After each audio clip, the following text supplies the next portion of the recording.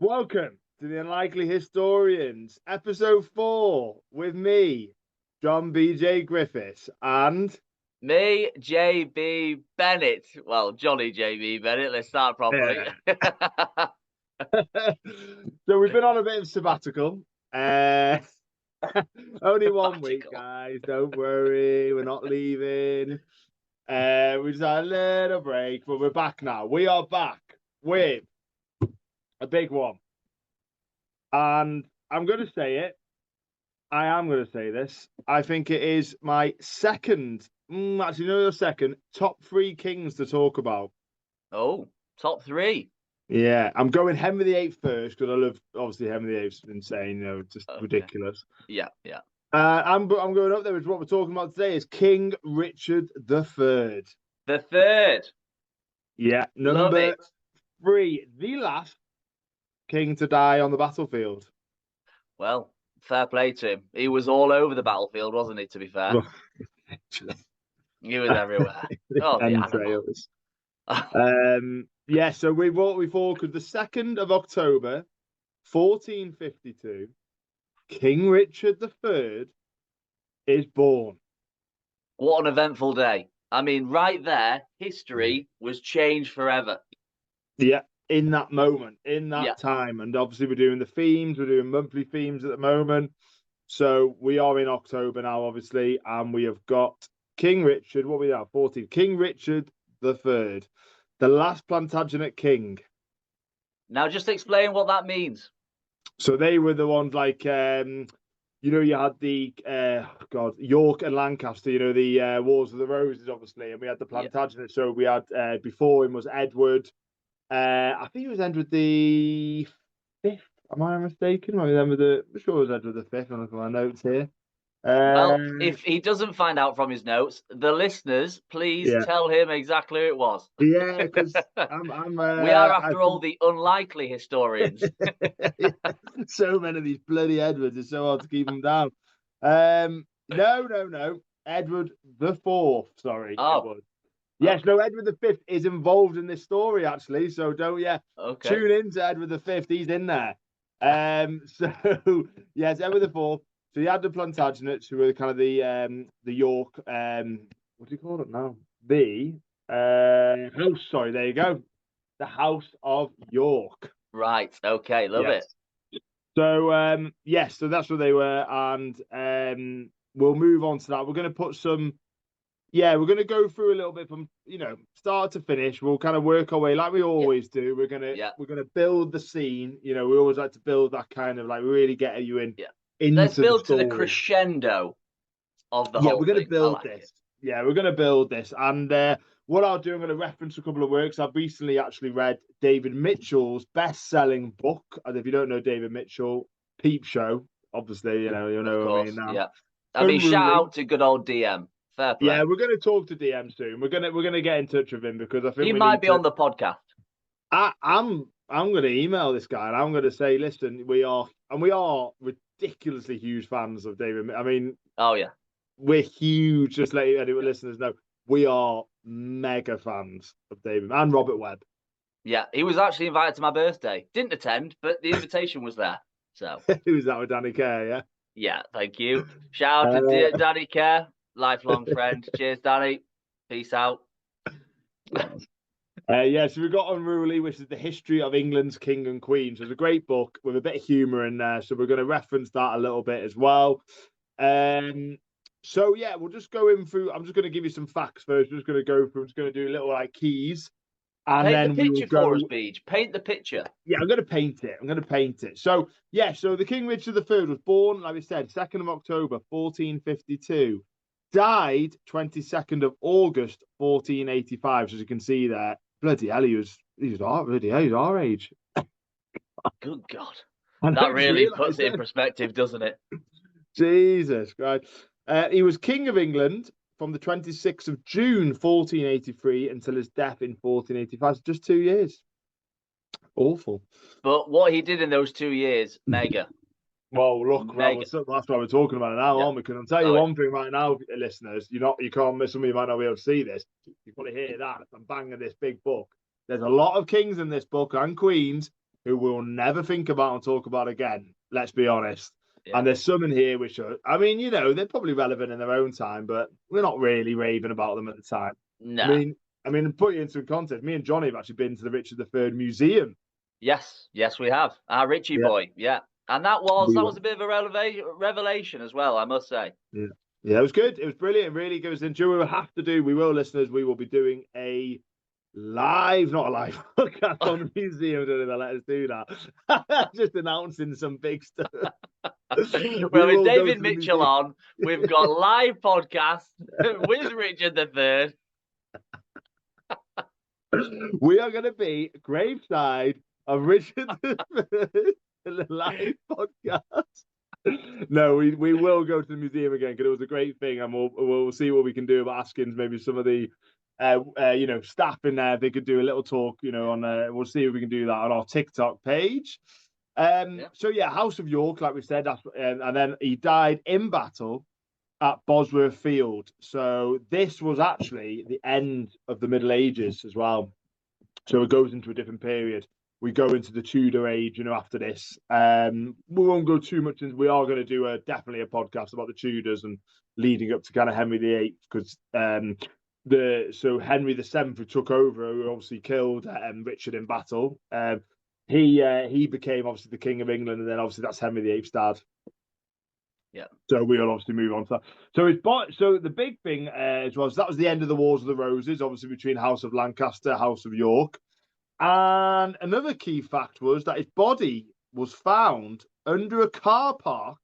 I mean, this is recent news, actually, guys, in Leicester, 2012. So no one ever knew for years where he was. It was just disappeared. He was disappeared. No one knew where he was buried. And yeah, they managed to find him. Did as well. I mean, correct me if I'm wrong. But when they were excavating the car park, it was one of the first trenches that they dug, and they actually found his bones. Yeah. So I'm sure they had like a number of weeks planned for this excavation, but they actually found it within the first week. I'm sure there was something about that. Yeah, they found the skeleton. That was it. They found the skeleton, found everything about it, and they even found the curves of the scoliosis. So they actually found that's another big reason why they thought it, because they did originally think that was actually made up by the Tudors, to put like when they did the Shakespeare play, it mocked him and made him like a hunchback, and it all made him look evil, and everyone was like, they're just doing it to make him look evil. Reality, they probably got some truth from that. Yeah, and he had scoliosis, so quite bad as well, the looks of it. So the excavation that was done by the Richard III. There's actually a Richard III Society, which me and Johnny should probably join now after this. I'll mark that down. We'll definitely get part of it. Yeah. We should actually be running that. Yeah, no, that's our next aim, actually, guys. So we're obviously experts, and we will be actually running the next excavation. And our next one will be to find the two sons in that tower. We're going to tear that place to pieces, and we're going to find those two boys. Excavators. We're going to tie those two boys, and we're going to bring them back up.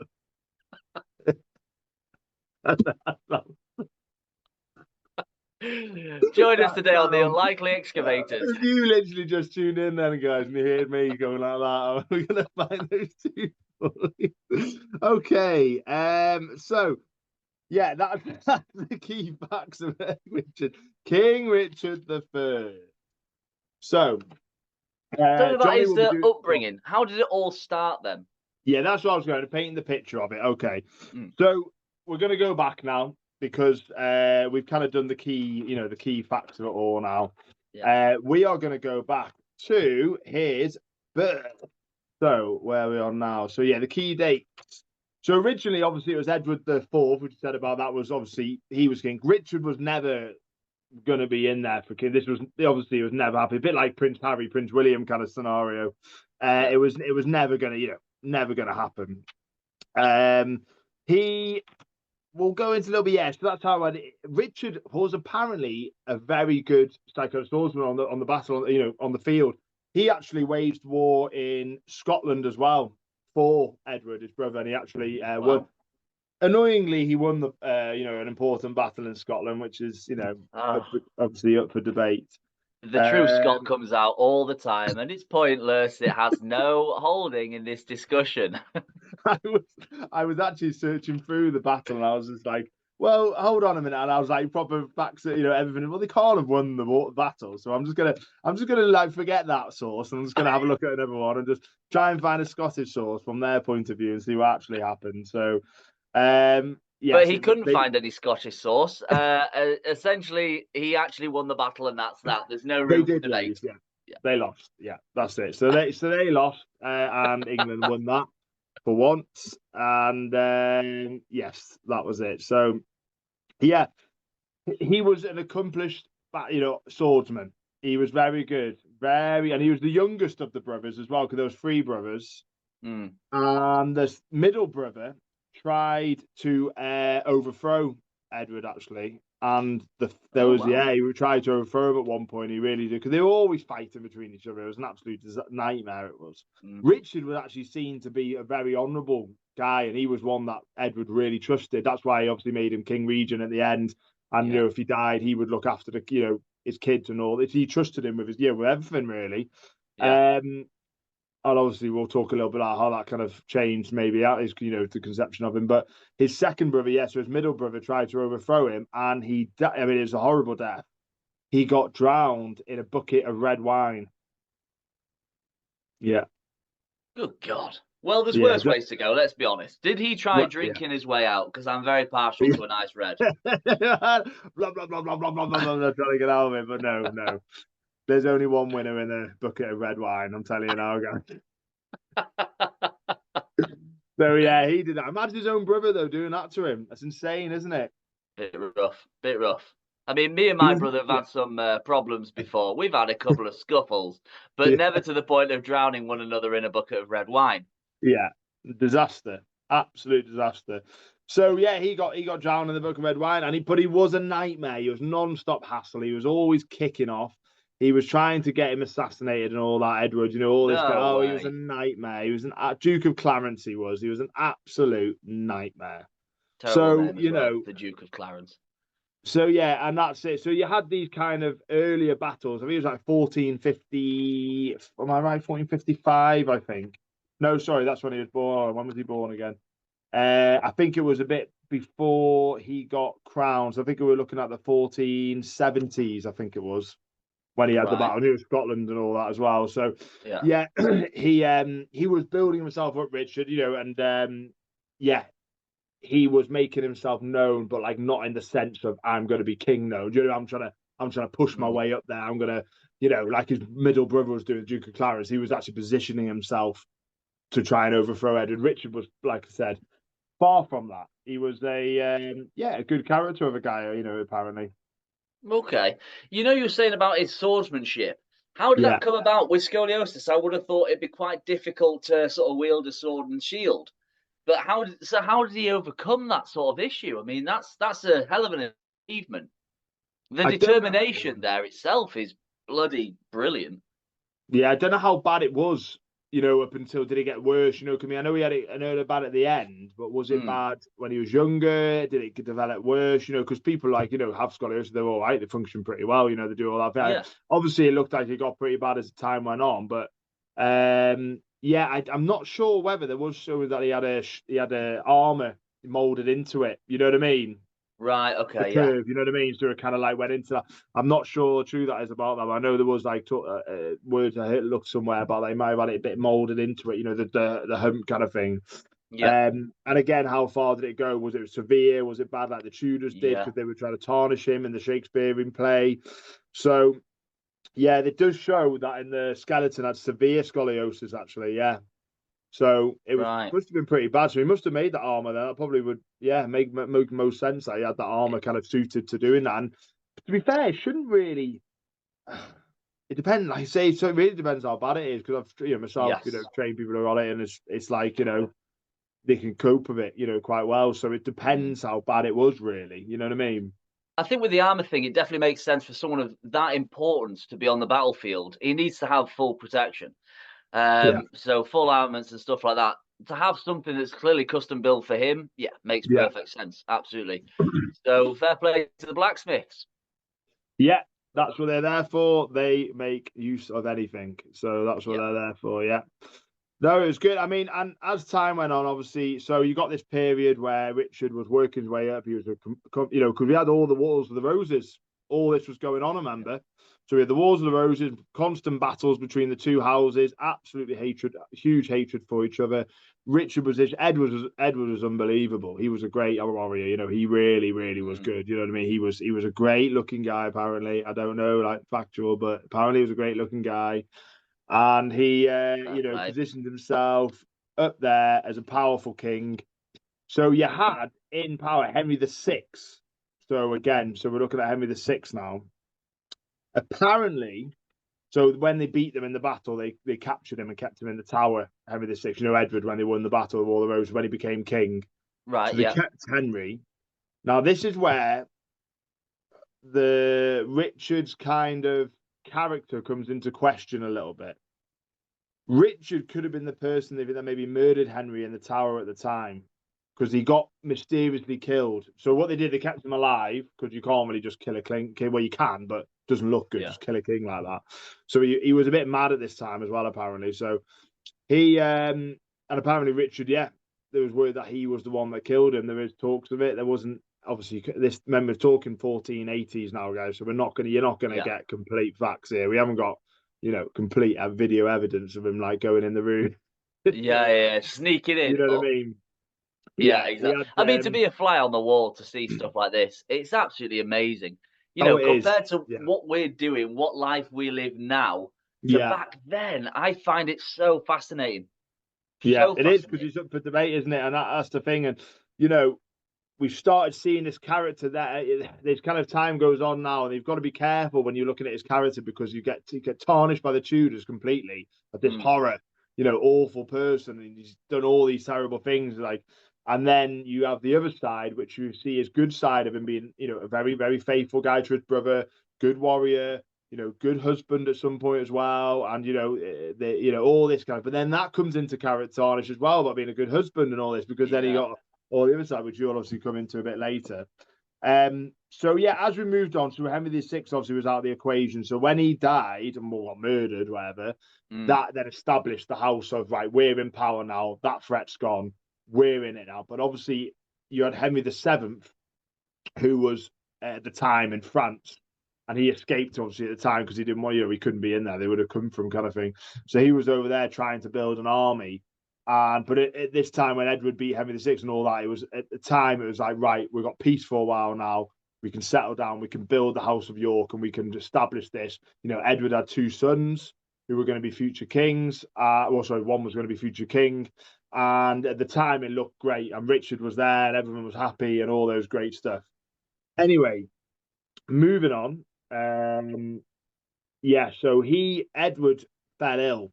So I'll talk a little bit about Edward's death and how the what do you call it? The sons, Edward's sons. This is all kicked off. How they, you know, the mysterious. Where did they go? Did they get killed?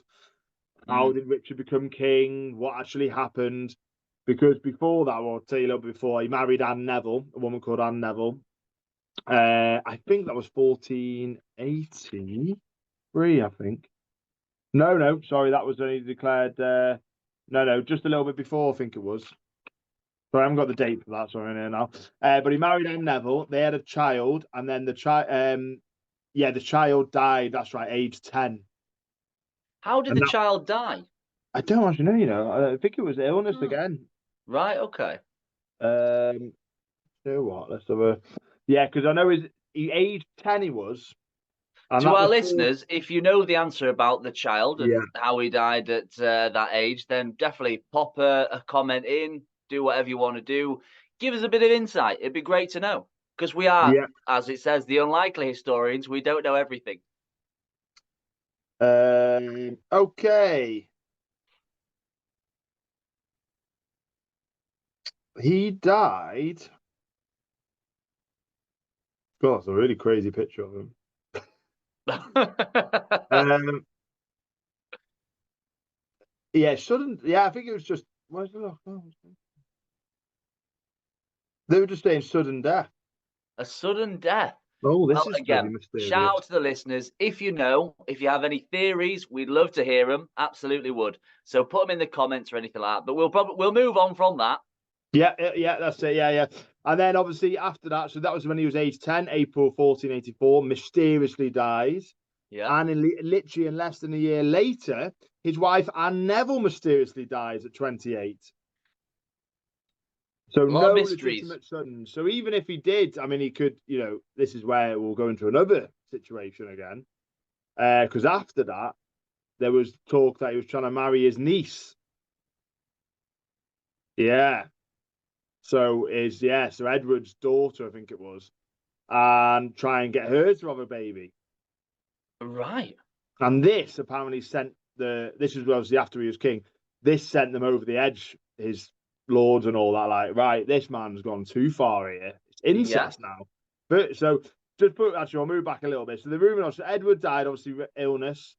He was dead, and Edward V, his son, was there to be heir to become king. Edward V. So Yes. Richard was the regent.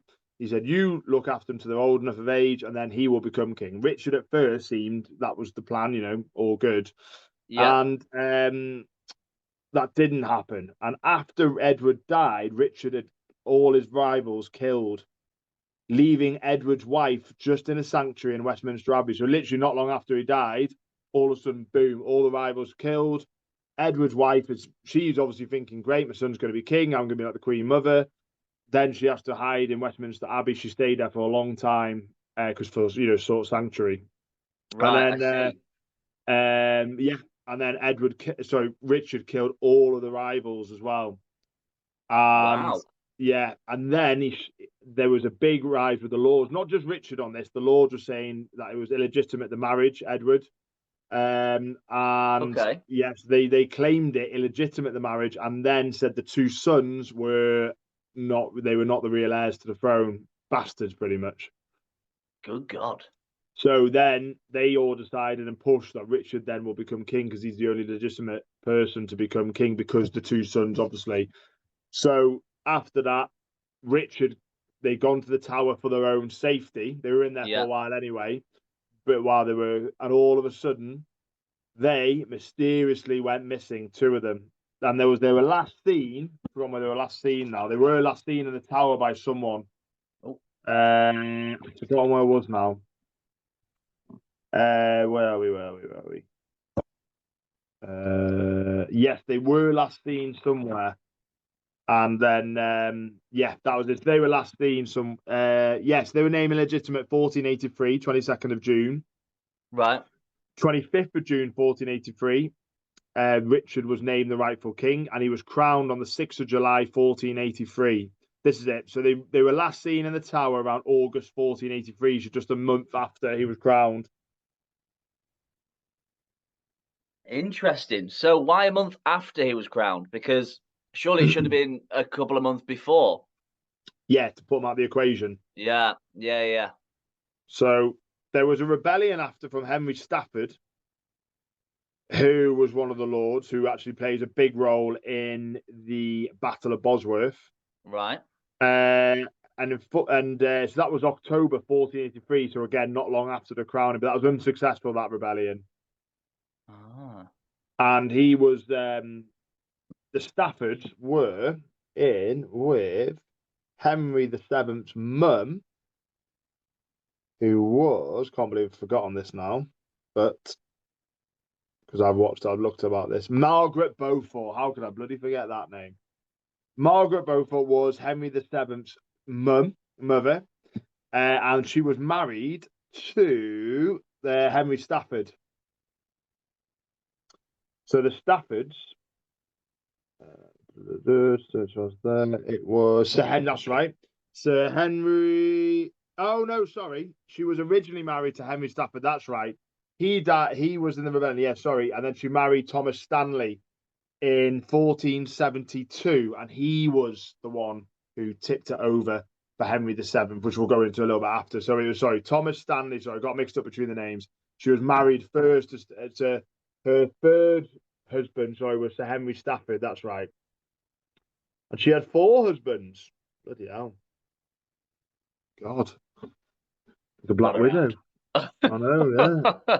Sir Henry Stafford. Bloody hell. Died 1471. Wow.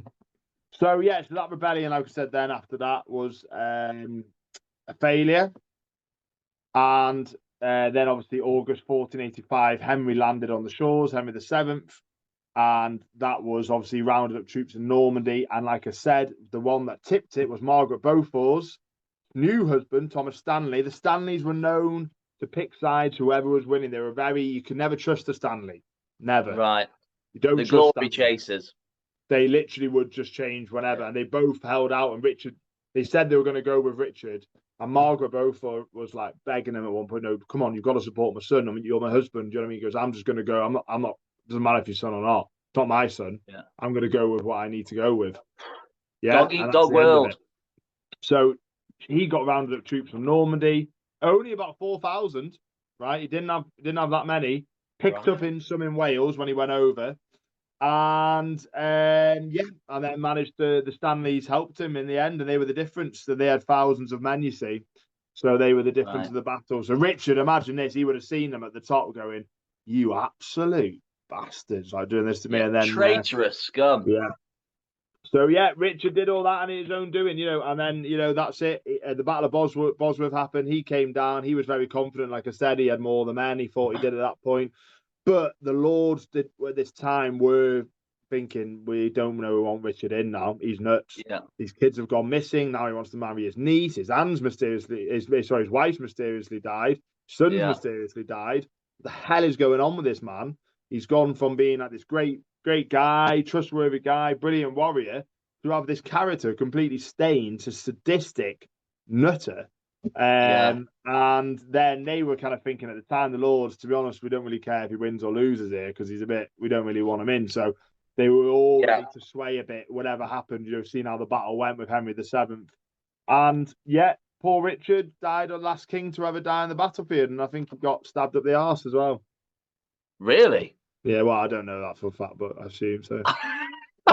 So where did that even come from? I don't know. Maybe on Horrible Histories or something like that. Stabbed up the arse.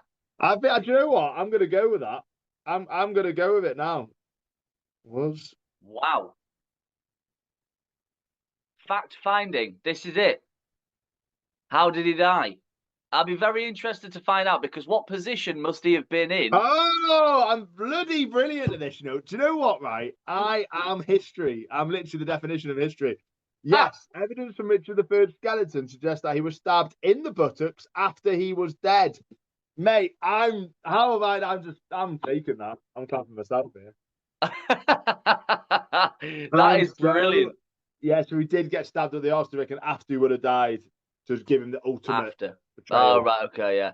Because I was going to say, there was a lot of hatred towards him. And it's very clear, because clearly as a king, you should have had certain burial rites. Yeah.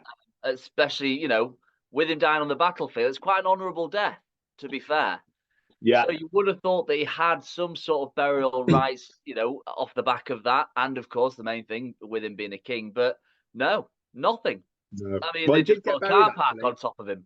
He didn't know. He did get buried in. It was actually a church that originally. Was it actually? Yeah, but it wasn't like he didn't get a royal burial at all or anything like that. It was literally just put him in there. You know what I mean? Like just bury him in this church. And the church has been built on top over the years, and then eventually a car park built on top of it. Like because it became bankrupt, didn't it? There was a certain king that took a huge amount of the funding and things like that, and it became that church wasn't able to sustain itself, and then it was derelict, I believe, and then knocked down in the later years, and of course car park.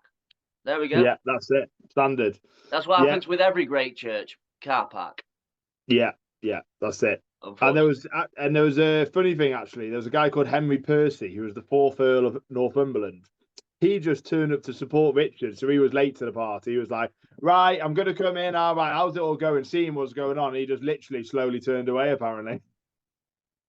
Okay, to bring on horses. Okay. Just pretended his whole army was out for a walk. Oh, look at that. There's a lovely bird there. Come on, let's go home now. So I'm going to just bring in a bit of David Mitchell's book, Unruly, now. Okay. Um, yeah, I'm sorry, you have to like sift through some of the stuff. There's some great humor in this, but guys, I'm going to give you a bit of a heads up. You can go on Waterstones now, and I think it's actually on a deal at the moment. David Mitchell, Unruly.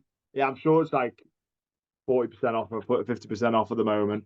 So yeah, if Real. you want to read a good book about all the kings and queens in England, it's a great one to do. Shout So out to yeah, Waterstones.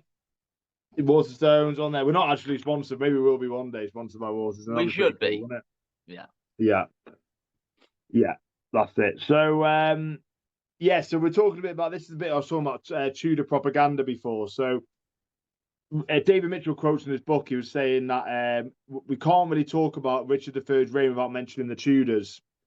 In this, their victory over him is even more complete than at the Battle of Bosworth, because obviously it marked the end of the Wars of the Roses, and Henry Tudor defeated and killed Richard III and established the Tudor dynasty on the throne that stayed there for 118 years. The Tudor dynasty. Wow. Yeah, That's exactly. a And long time. That's a yeah, very long time with everything that was been going on within that time frame. That's a yeah, hell of a long time. yeah. He did. Henry VII would have been. Let's just say we'll do another podcast about this one. He would have been very pissed off what Henry VIII did. I'm telling you that right now, his son. Yeah. Yeah. Fair Um, play. yeah, so obviously he's talking about Tudor propaganda, David Mitchell, in this, and he goes, our sense of the story of Richard is contaminated by how it ended and what happens next because the Tudors had a very flimsy claim to the throne of the blood. And he was saying, obviously, you have the normal passing of the crown, father to son. That was just all over the place because Henry took the throne, and he was third cousin once removed to Henry VI. That's how he. So Henry justified nicking the crown in several ways. Obviously, he was betrays the dodginess of his claim. Yeah. So we got that, and then some great ones in here. Yeah, so he was just. It was you could see there it was a very complicated one, and so was Richard really, because Richard was obviously the younger brother, and he became king as well. So, yeah, it's all over the place at this point. When you have the Wars of the Roses, you have these kings and everything just popping up at the time. And when Henry VII came in as the Tudor dynasty, it was obviously a bit more straightforward. Then you had Henry VII, his son. Well, his son actual came in first. Arthur, then it was down. He died, and Henry VIII came in.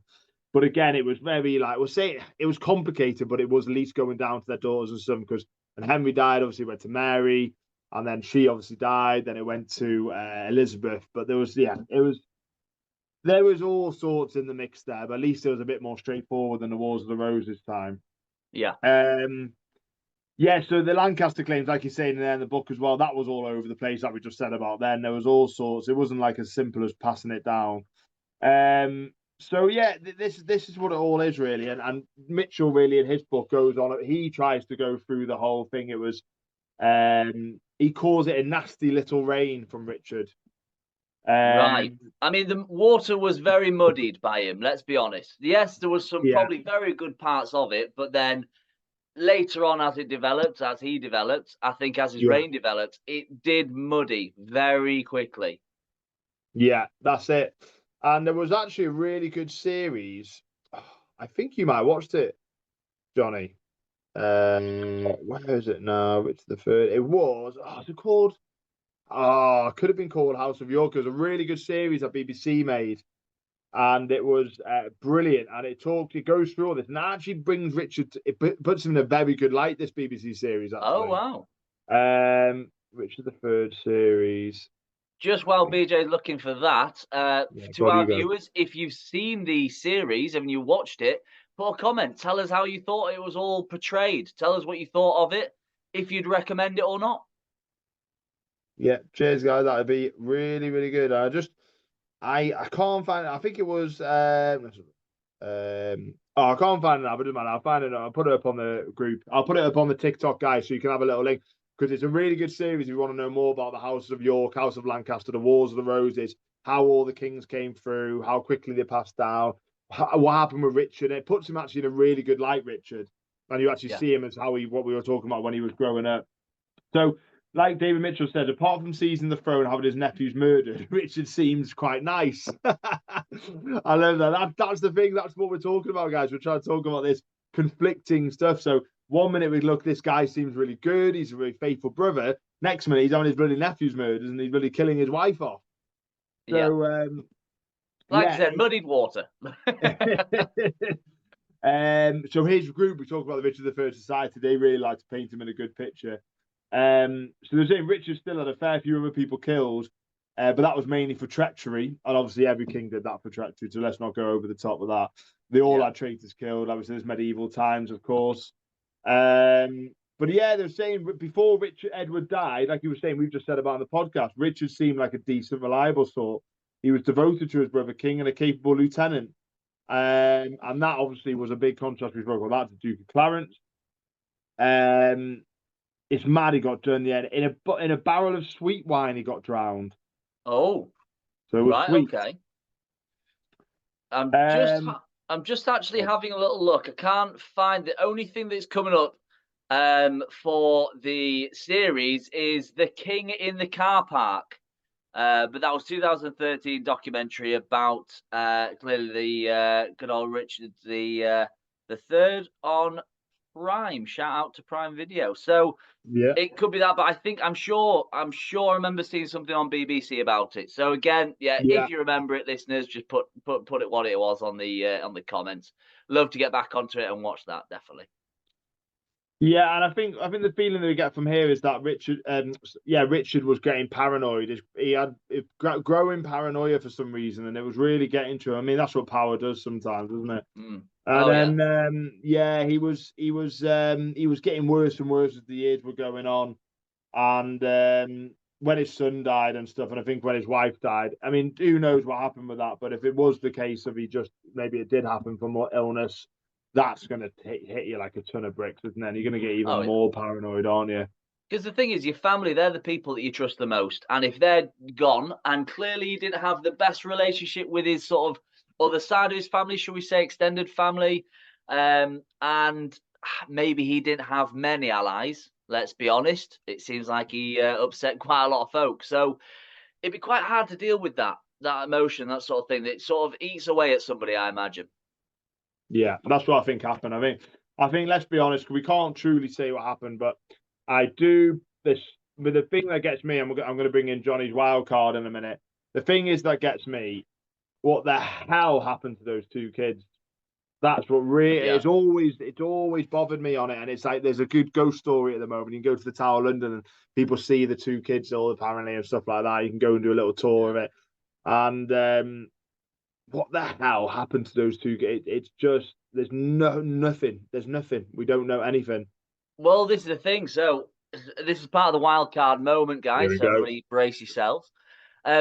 With the kids, the princes, it was actually said that bones were found in a suitcase underneath the tower stairs. So those could possibly, that's one of the theories about it, but who knows how many people he killed. But those bones do actually say that, like, the sizing of the bones, like femurs and stuff like that, what would correlate to the children ages. I think was it 11 and 9? Yeah, 11 and 9, sure it was. Yeah, sure. It was 11-year-old and a 9-year-old, and it does correlate with the size of the bone as well. So that could be a possible sort of thing. Other people say, well, other theories, should I say, is that they were actually snuck out of the tower and given aliases and left completely. Just gone to completely different areas and just lived very secluded lives to try and get away from all of that. Which I just don't know. I don't know what is what. They always come back, don't they, Kings? Well, this is the thing. Another theory that's going around, not a very popular one, granted, but is that they still live to this day. Vampirism. So again, we'll be going through definitely an episode about vampires because of course they're real, and we keep saying this, but nobody listens. But it's potential. But I've actually got a double-sided wild card. Okay, so our King Richie boy the third loved to keep it in the family, as we know. He went after his niece. So Anne Neville, however you want to say a name, was allegedly his first cousin once removed. So I believe that's your cousin's. Oh, I've actually got an explanation here. I believe it is for example, the child of your first cousin is your cousin once removed. So the child of his cousin was Anne Neville. Or no. Oh my God! So is this right? Okay. So he loved to keep it in the family. I don't know if he Oh, was one of these pure breeds who thought, no, no, no. The only way to make sure that this is official is clearly love thy sister as one would love someone else's. But we don't know. Again, this is all just up in the air, pie in the sky sort of ideas, theories. God. Maybe that's something to do why his son died so early. Maybe just like completely. I don't know. Well, this is what I got. This is what I was asking you about because I think clearly, if you keep it within bloodlines, Mm. that there's a high risk of potential medical issues with the child. So I don't know. I just don't know. But that could be what's happened. Not too sure. Might have to look into it a little bit more. But of course, commenters, if you know what that child died of, just pop it in the comments. We'd love Yeah. to know. And of course, get interactive with you. Yeah, that's what we need. We need, yeah, that's it. Let us know because this is it's a good one. This is a topic. Like I said, it's a good period. I said the War of the Roses is very interesting. I've never studied it specifically in history. I've done it usually a little bit later. Do you know what? Actually, in history myself, studied before and later, which is weird. So we did earlier times. We're talking Anglo-Saxons, up until kind of like the 1066 period, Crusade. So this was kind of just in the middle of that. So it's a very interesting period, which yeah, I'll have to read up a little bit more on, I think, as well. It sounds very interesting and all that. It's a good one. That's why we like talking about it, because what we get to do on the podcast as well, we get to read up a little bit on certain things that, like I said, we don't know about ourselves, you know what I mean, in history, because Yeah. history's so vast.